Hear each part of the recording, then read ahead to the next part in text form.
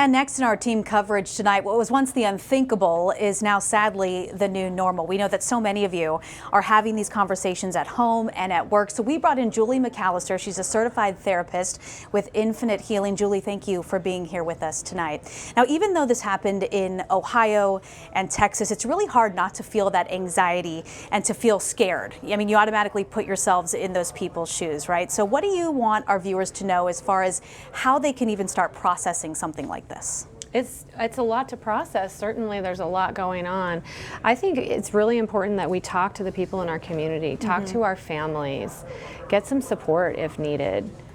So kind of this idea that you're not alone. There's other people around you. No, you have support. Absolutely. You're not alone in this, and we're all feeling the same way. I have anxiety when I see that on the news as well. So it's definitely, you're not alone with it. Yeah, and you mentioned the news. You know, we have this constant news cycle.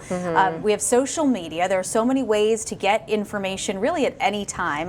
Is there a point, though, where people kind of start to consume too much? Does it start to almost stoke that fear and anxiety as opposed to helping? Yeah, I think for some people, certainly. I think some people they back off of it naturally. They're not really into the news and the social media too much, but for some people, they can really take in too much. It can be overwhelming. So maybe knowing when to kind of step away. You do need to know when to step away. If you need to listen to your body, if you start to feel anxious, you're starting to feel nervous, your sleeplessness, things like that, feeling isolated. Yeah, all of those things to consider. Absolutely. For sure. You know, as a mom, my first thought goes to, okay, how do I protect my kids? What do I need to tell them? Faye and I were just having this conversation. She has kids. She had this talk.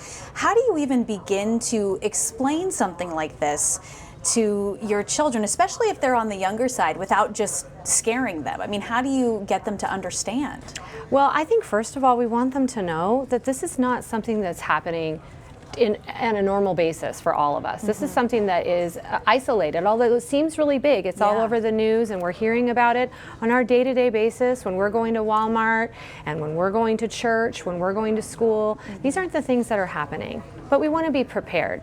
We want to be prepared if it happens. So I know there are drills and things like that are going on in schools, and that's a normal thing. We want to be prepared, and we need to have a plan of action just in case. Yeah, well, certainly a tough topic to discuss, but one that definitely needs to be brought to the forefront, especially right now. Julie, thank you so much for your time tonight. Absolutely, you're welcome. Appreciate it.